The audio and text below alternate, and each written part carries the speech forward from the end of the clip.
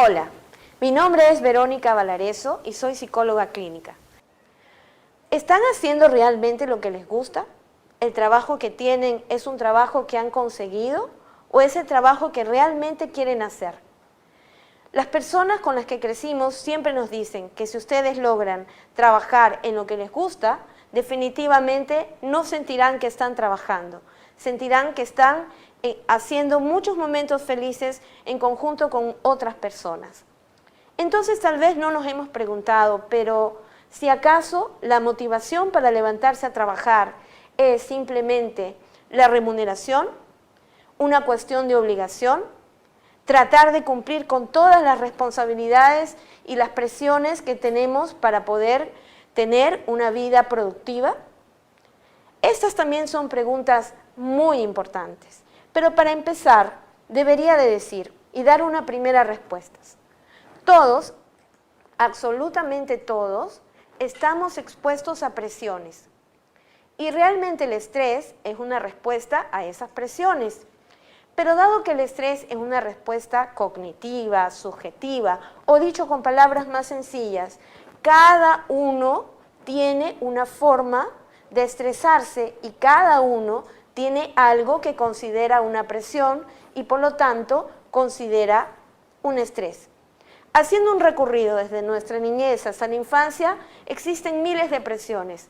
La primera vez que empezamos a ir a la escuela y teníamos que aprender a leer y a escribir, cumplir con las tareas, empezar con las responsabilidades de ordenar nuestro cuarto y tenerlo limpio para poder salir, tener la presión de ser valorados y aceptados socialmente, tener amigos, y así podríamos hacer una lista interminable de cosas que pueden ser en nuestra mente una presión. Pero vamos a analizar y vamos a descubrir al final de esta charla qué es lo que les estresa, cómo se estresan y cuáles son los factores estresores que pueden estar jugando un papel importante en ese estado emocional que tanto nos molesta. Si vemos la diapositiva, tenemos 3 ejemplos. Las presiones siempre están presentes, pero nosotros vamos a reaccionar de acuerdo a cómo nos sentimos. En el primer dibujito ustedes verán tal vez un puntito negro, pero en realidad es una persona. A veces las presiones o determinadas cosas que sentimos muy difíciles o muy complejas o ante las cuales no nos sentimos muy capaces para poder resolver, nos hace sentir de esa manera. El espacio en blanco es como si miles de flechas cayeran sobre nosotros y nos hacen sentir pequeñitos.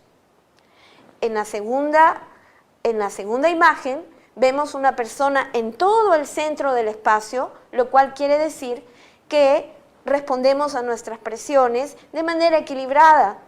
Hay muchas cosas que cumplir o hay muchas cosas a las cuales hay que responder, pero tenemos conciencia y tenemos la confianza de poder responder ante ellas. Y el tercer dibujo, en realidad, podríamos definir que muestra un sentimiento de expansión. ¿Qué es la expansión? La expansión es cuando las presiones ambientales nos exigen una respuesta o nos exigen habilidades o nos exigen que hagamos las cosas de una excelente manera y frente a ello, tengamos o no las habilidades para cumplirlo, nos engrandecemos emocionalmente, tenemos sentimientos de poderlo lograr todo de una manera a veces exagerada y muchas veces con sentimientos agresivos de expansión. Cuando escuchamos decir a alguien, yo todo lo puedo, eso es muy fácil, sin analizar verdaderamente cuál es la tarea, estaremos encontrando a una persona que está reaccionando a las presiones de una manera expansiva.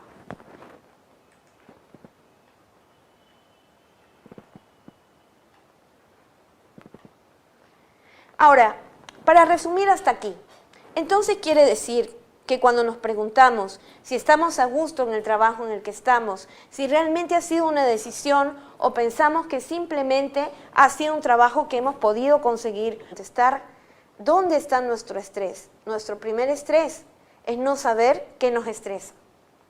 Pero ahora vamos a determinar que si decimos que todos tenemos presiones, es decir, el estrés es una respuesta natural al estrés dependiendo del tipo de presión del que se trate.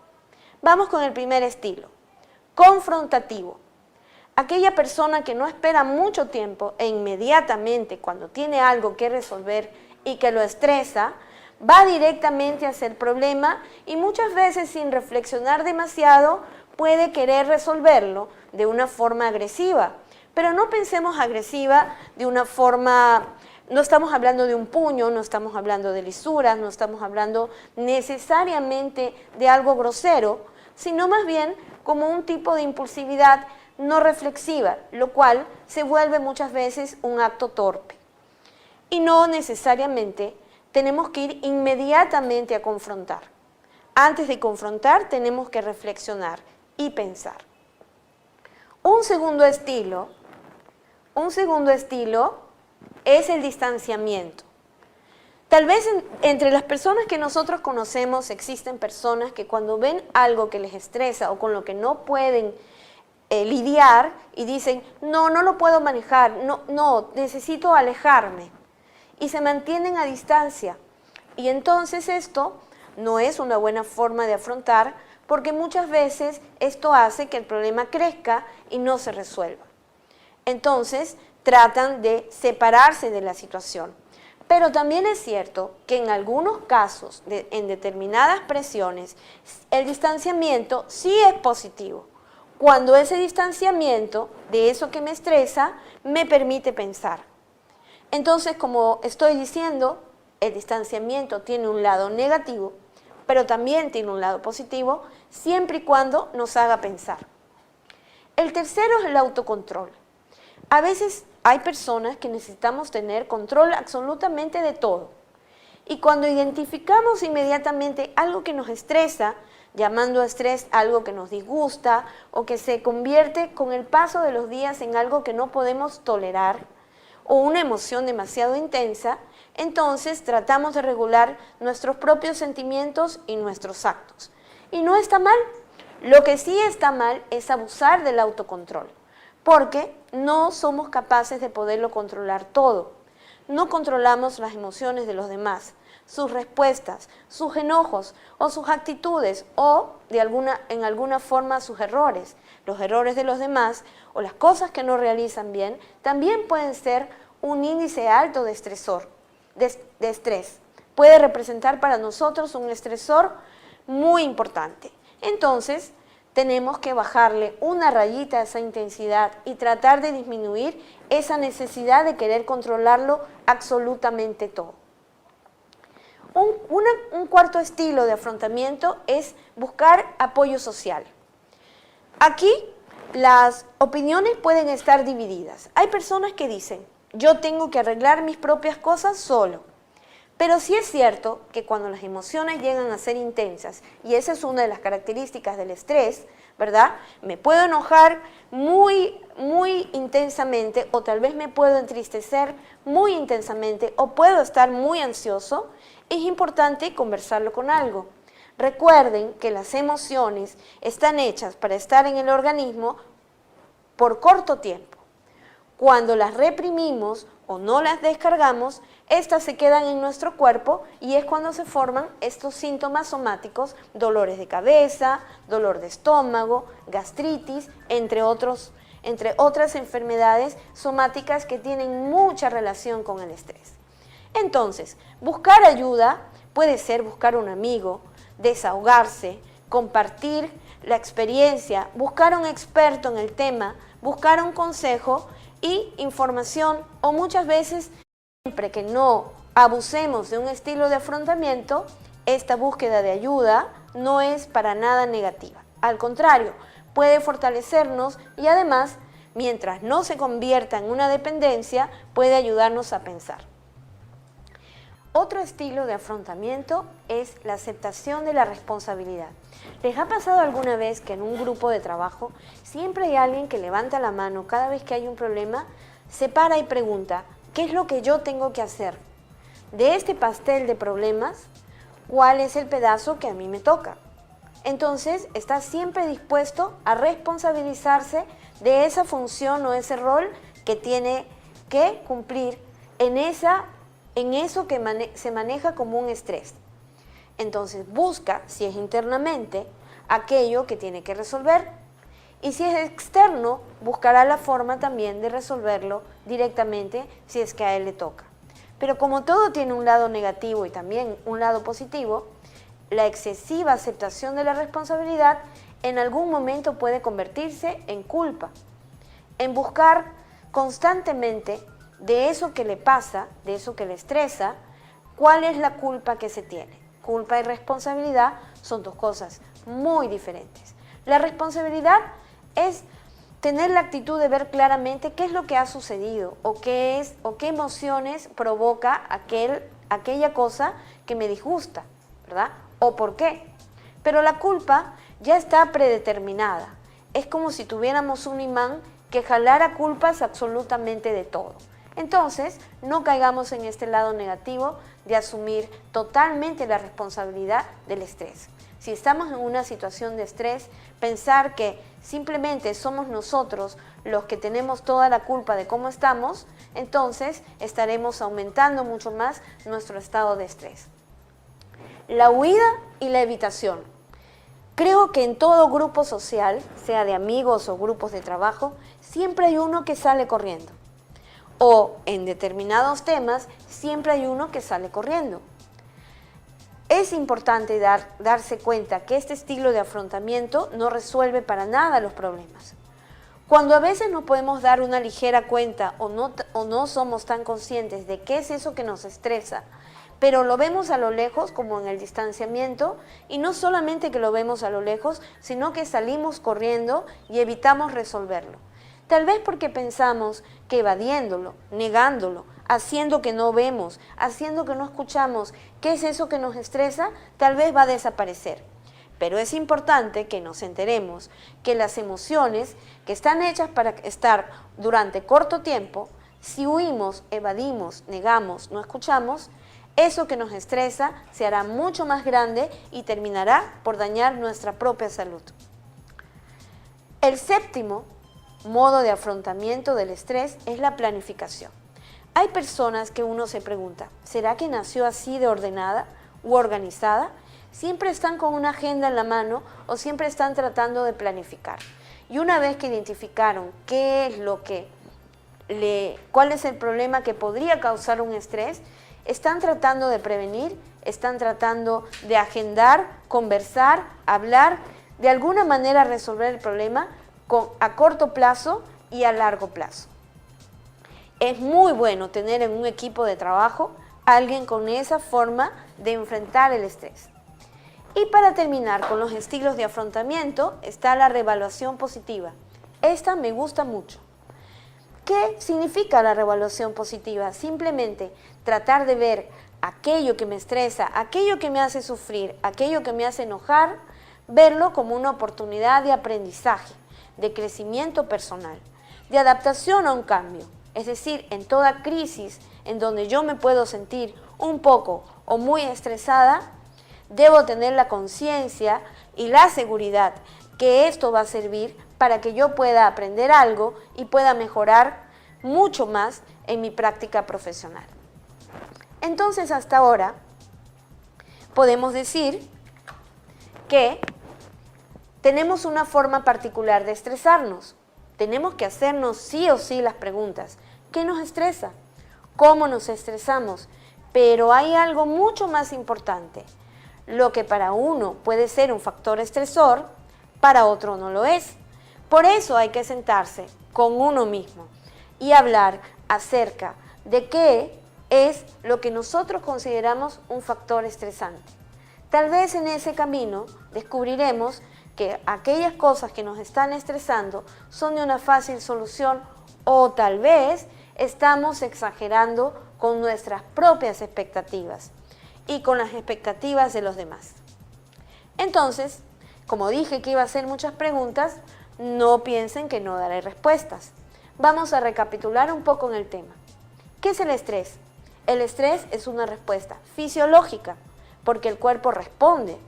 Puede responder con sudoración de manos, con palpitaciones, puede ser con sudoración en alguna parte del cuerpo, puede ser con ansiedad para comer, puede ser que tengamos mucho sueño o que estemos sufriendo o padeciendo de insomnio. Por eso también, en la medida que el nivel de estrés es alto o es bajo, vamos a tener mayores síntomas fisiológicos.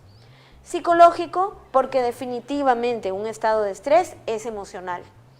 Y no solamente se trata de una sola emoción, sino que justamente el estrés es como una idea. Un día cualquiera en Lima a las 5 de la tarde en pleno tránsito. Eso es una buena imagen para entender qué es el estrés. Es esa confluencia de emociones que muchas veces no reconocemos. Así que podemos entenderlo muy bien. Y neurológica, porque existen muchos sistemas que están comprometidos dentro de lo que es el estrés. El sistema endocrino, el sistema nervioso, el sistema inmunológico. ¿No les ha pasado que cuando ustedes están sufriendo mucho, sea porque están con mucha cólera, mucha preocupación o no pueden dejar de pensar en el trabajo o en cumplir esas metas de venta impuestas por departamentos que tratan en todo momento de poner metas muy altas y hacer trabajar a presión? Pero nos damos cuenta que cuando estamos en ese nivel de estrés, nuestro sistema inmunológico, es decir, las defensas de nuestro cuerpo, se bajan. Y es cuando podemos adquirir la mayor cantidad de enfermedades contagiosas o alergias. Entonces, es una respuesta fisiológica, psicológica y neurológica a las presiones ambientales. Y hemos dicho que todos, absolutamente todos, estamos expuestos a presiones.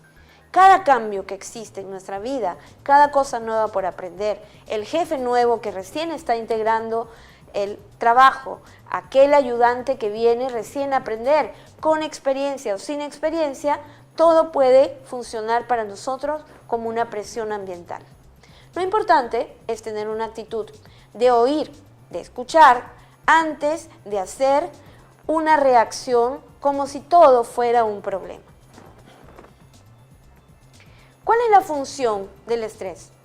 Debemos de saber que al ser un estado de alarma, justamente nos está diciendo, estás exagerando con la intensidad de tus emociones, estás exagerando con tu preocupación, has puesto en alerta todo tu cuerpo, tu mente está pensando en que esto es algo muy grave y que tienes que solucionarlo inmediatamente. Entonces, en este estado de alarma, esto funciona como una posibilidad de adaptarnos. Cuando alguien nos alerta que tenemos que poner o cambiar la forma en la que estamos, tenemos unos segundos para podernos adaptar. La primera reacción es de alarma, la segunda reacción es de defensa, porque ante lo que desconocemos siempre vamos a tener esa reacción. Pero si no resolvemos después de la defensa y seguimos al siguiente paso, este estado de estrés nos puede volver personas con un alto índice de agotamiento. ¿No les ha pasado muchas veces que definitivamente están sentados, piensan, salen del trabajo, llegan a la casa y no hacen muchas cosas físicas, pero sin embargo sienten que están muy cansados, que tienen un agotamiento muy alto, porque también las preocupaciones cansan? Imaginen una oficina en donde ustedes tienen que atender y afuera hay una cola como de 100 personas. Las preocupaciones con respecto a la mente funcionan así.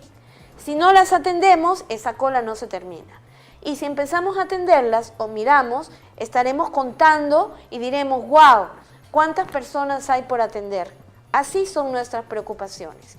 Y cuando no nos sentamos a ponerlas en un papel para poderle dar una hora y un momento exacto donde podemos resolverlas, definitivamente siempre estaremos contando a la misma persona en la fila.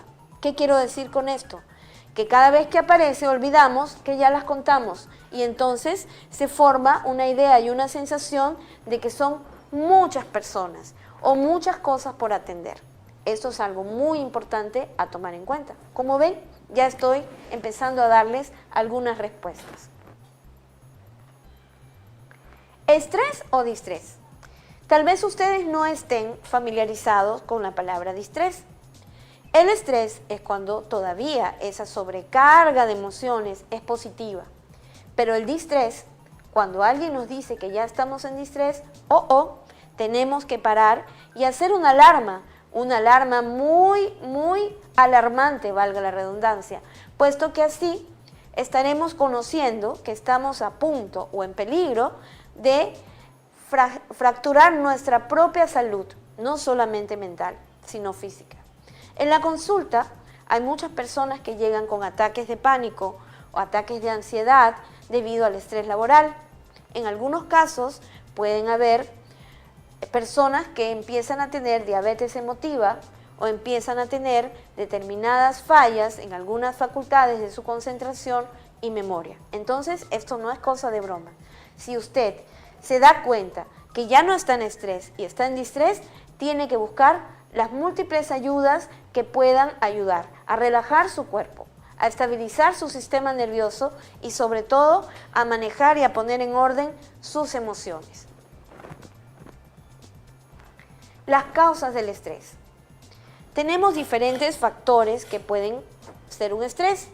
Yo voy a hablar de unos generales, pero yo aspiro que al final de esta charla, cada uno de ustedes de forma particular se haya contestado esas preguntas que les acabo de hacer hace unos instantes. ¿Qué les estresa? ¿Cómo se estresan? ¿Qué es para usted una presión? ¿Cuándo se convierte en un estrés? Esas respuestas no las va a encontrar en estas diapositivas. Esas respuestas están en cada uno de ustedes. Pero vamos a hacer un recorrido para ver qué encontramos aparte de nuestras propias respuestas en nosotros mismos. Entonces, existen estresores laborales. Los laborales tienen que ver con cosas que se pueden resolver. Iluminación, ruido, el ambiente físico, la contaminación, la temperatura, que muchas veces no está en nuestras manos, ¿verdad? Es importante siempre que los empresarios se dediquen a tener estas buenas condiciones ambientales porque pueden representar un factor de estrés muy, muy importante. Los estresores de la tarea. No sé si les pasaba a ustedes, pero cuando nosotros empezamos a ir al colegio hace algún tiempo atrás, ¿recuerdan cuando la profesora olvidaba poner una tarea? Y cada uno de nosotros decía, oh, nos vamos a ir a casa sin una tarea. Y para nosotros era una gran felicidad. Pero también recuerdan cuando de pronto estaba a punto de irse la profesora y empezó a dictar la tarea para el día siguiente y todos en coro respondíamos, ¡no! Pues bien, muchas veces esa reacción se queda en nosotros cuando vamos al trabajo. Le huimos a tantas tareas porque tenemos la mente contadora de tareas. ¿Recuerdan cuando nos mandaban a leer?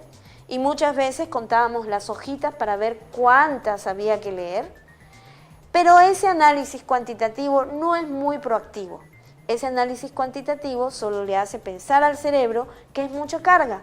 Porque muchas veces pueden ser 2 hojas con 2 líneas y no necesariamente lo cuantitativo es equivalente a lo cualitativo. Entonces, mucho ojo con ese viejo hábito de contar las tareas o de reaccionar frente a las tareas. Entonces, los estresores con respecto a la tarea pueden ser cuantitativos o cualitativos dentro del trabajo. Vamos a explicar por qué. Puede ser que algunas de las personas que están escuchando en este momento la charla les haya pasado que en algún puesto de trabajo la cantidad de tareas para el tiempo otorgado era demasiado. Entonces, esto es un factor muy importante de estrés. A veces nos ponemos a pensar si las personas que diseñan los roles y las funciones y los procedimientos para llegar al objetivo en una empresa se han puesto a calcular en horas, días, si realmente aquellas tareas tienen una humana concreción en tiempo y en espacio. Entonces, en ese tipo de estresores, el estresor de la tarea es por la cantidad de tarea que hay que realizar.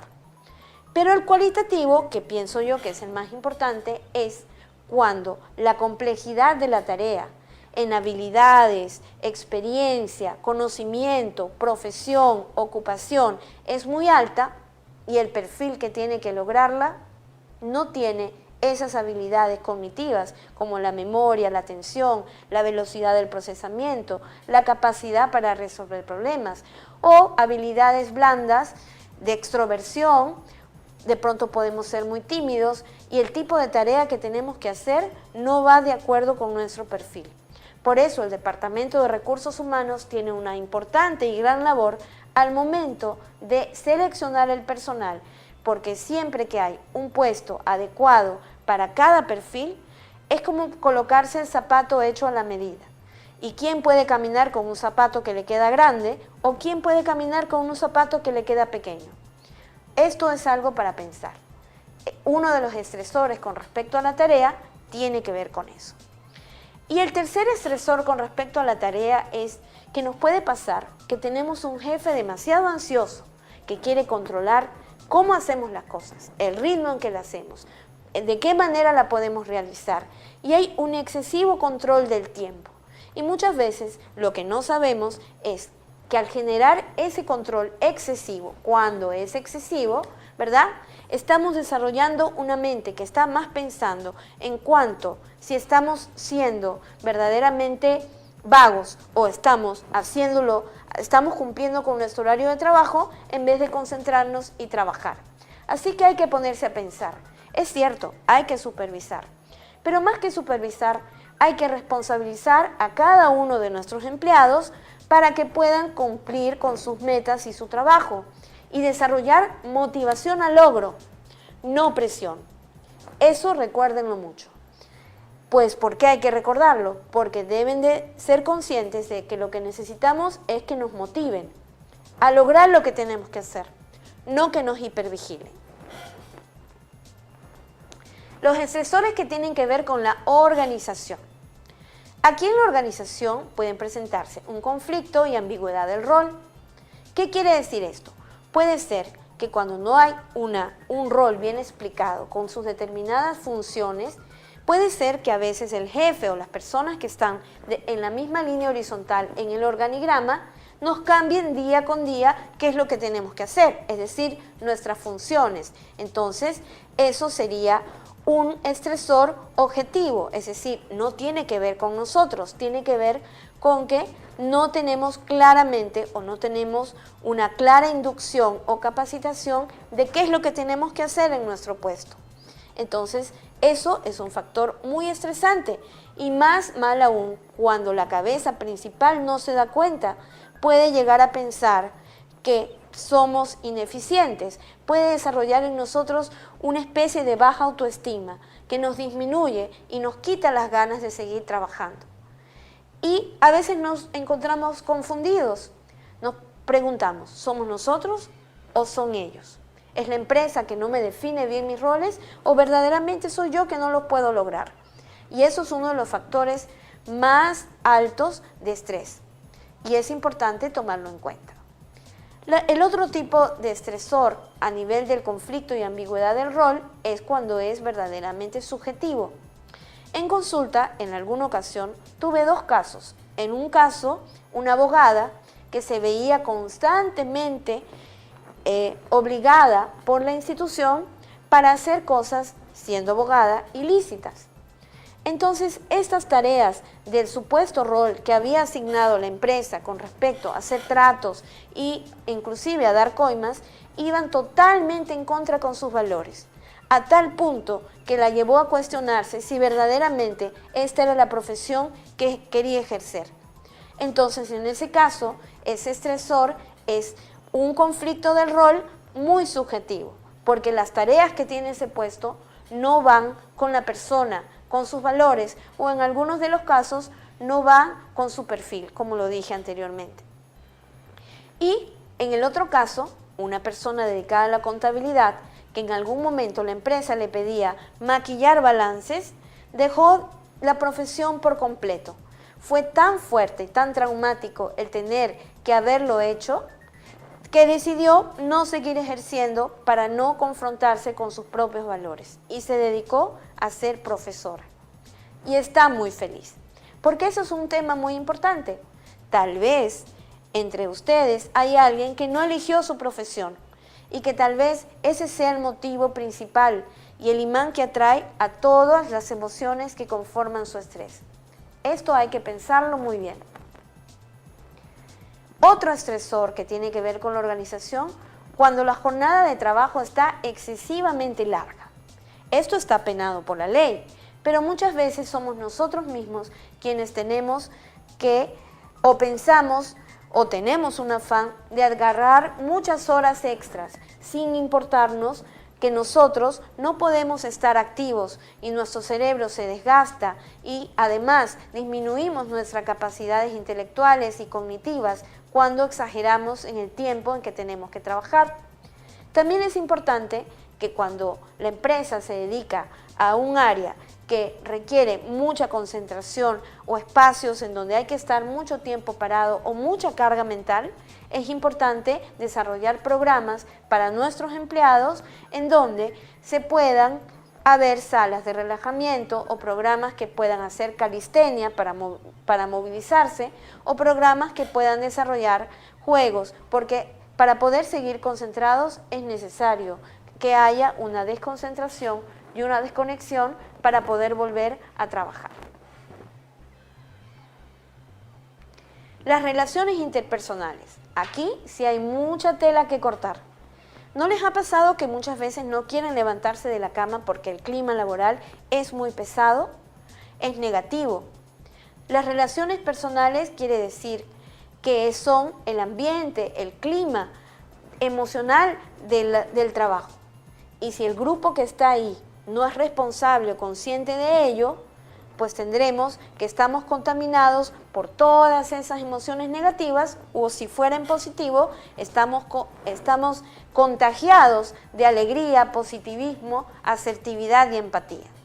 Cada uno de ustedes sabe si este clima laboral es bueno o es malo, a qué respiran en sus ambientes laborales. ¿A unión? ¿A desunión? ¿A chismes? ¿A asertividad? ¿A simpatía? ¿Dan ganas de saludar? ¿Dan ganas de colaborar? ¿Dan ganas de ser considerado y tener gratitud? Si ustedes se contestan esas preguntas en negativo o en positivo, sabrán que están frente a un clima laboral que les favorece o, al contrario, desfavorece su estado emocional.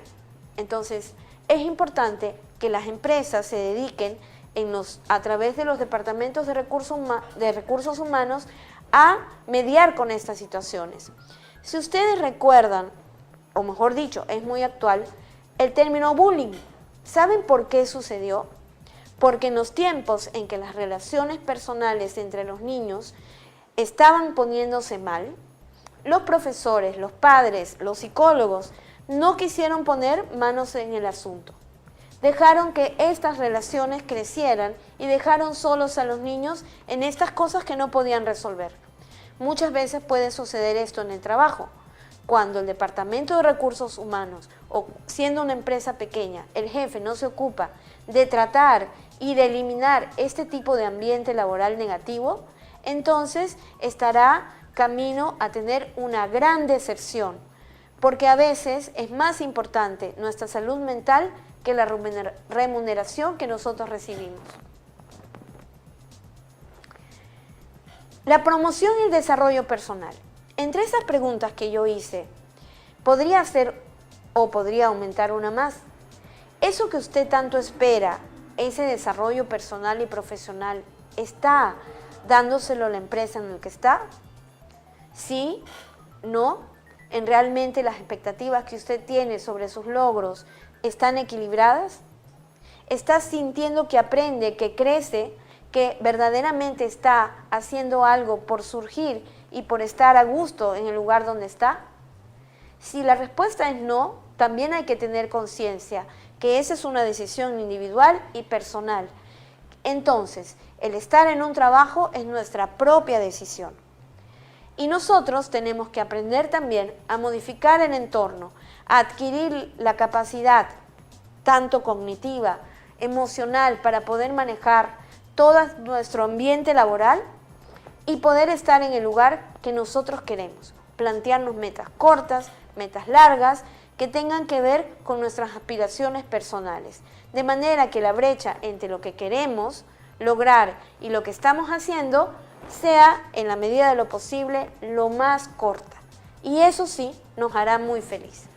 También es importante destacar que el lugar donde ponemos como prioridad el trabajo no necesariamente tiene que ser como algunas personas se plantean su vida laboral como una competencia de logros. Necesariamente no tiene que ser así.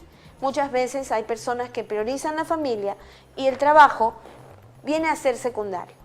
Pero si usted es de aquellas personas que se plantean metas y que el trabajo es un estresor porque piensa que está constantemente en una competencia y que no debe de perder el tiempo, dejando de lado muchas otras cosas, entonces estará camino a hacer un gran nivel de estrés que luego dañará su salud. Es algo muy importante para reflexionar. Y por último, volvemos a la casa. ¿Por qué digo que volvemos a la casa? Porque las respuestas están en cada uno de nosotros, ¿verdad? Y nuestra personalidad y nuestros patrones de conducta también tienen que ver con el estrés. La autocrítica es buena siempre y cuando nos hace crecer, pero es mala cada vez que nos sirve para ponernos evaluaciones y vivir la vida en una constante evaluación en donde además tenemos la predeterminación de jalarnos. La autocrítica es positiva cuando es realista y equilibrada, cuando somos capaces de decirnos, qué bien lo hiciste, pero también somos capaces de decirnos, esto no anda muy bien y puedes mejorar. Estas habilidades las tengo que desarrollar más, tanto emocionales como cognitivas. Entonces, la autocrítica es positiva.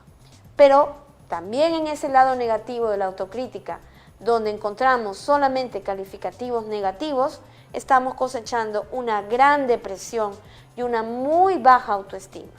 Entonces, es importante tomar en cuenta nuestros patrones de conducta hacia dónde van, hacia criticarnos, valorarnos, validarnos o verdaderamente jalarnos todo el tiempo, creyendo que no somos merecedores de los logros que tenemos, o simplemente pensar que nunca tenemos logros. También es importante el grado de ansiedad y el grado de neurotismo, es decir, por un lado el neurotismo, demasiada conciencia y control, y por otro lado la ansiedad, la anticipación negativa de las múltiples de cosas que pueden suscitarse en el camino y que pueden hacer que las cosas nos vayan mal. Si nosotros estamos en los polos exagerados negativos de estas características que acabo de mencionar, también habrán podido contestarse la pregunta, ¿por qué me estreso tanto? ¿Cuáles son mis niveles de neurotismo? ¿Cuáles son mis niveles de ansiedad? ¿Y cuáles son esos niveles de autocrítica y autoevaluación que me hacen muchas veces sentirme bastante estresado? Si se ponen muchas evaluaciones, igual que un estudiante lleno de evaluaciones, estaremos sintiendo todo el tiempo esa adrenalina negativa que nos hace sentir que estamos todo el tiempo asustados y estresados. Entonces, para terminar, ¿cuál es la mejor forma de manejar el estrés? Primero que nada, contesten sus preguntas. ¿Qué nos estresa?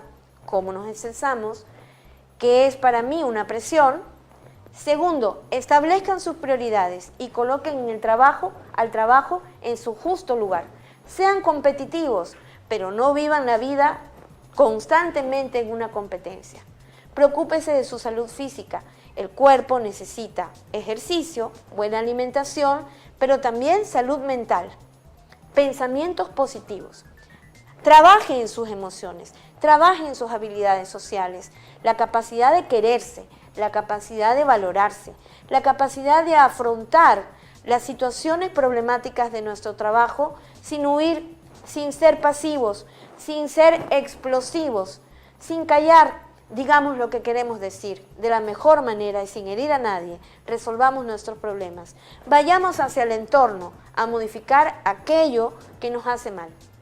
Y si verdaderamente, después de que hacemos este análisis, a través de los estresores de la organización, encontramos que hay muchos checks en cuanto a estresores, pues tal vez estemos frente a un momento en que tengamos que decidir y optar por nuestra salud mental y no por una alta remuneración, que a la larga va a costar mucho más caro el tener una mala salud. Espero haber hecho muchas preguntas y también espero haber dado algunas respuestas importantes para ustedes. Gracias. Gracias, doctora Valareso, por su exposición el día de hoy. Esperamos que todos estos consejos que nos ha dado la doctora podamos ponerlos en práctica. Los invitamos a todos los participantes y a todas las personas que nos han seguido de todo el país a nuestras próximas videoconferencias que estaremos anunciando en nuestro canal de YouTube y en nuestra página del Facebook. Encuéntrenos en Facebook como Utrivium y suscríbanse a nuestro canal también Utrivium. Será hasta una próxima oportunidad y nos vemos.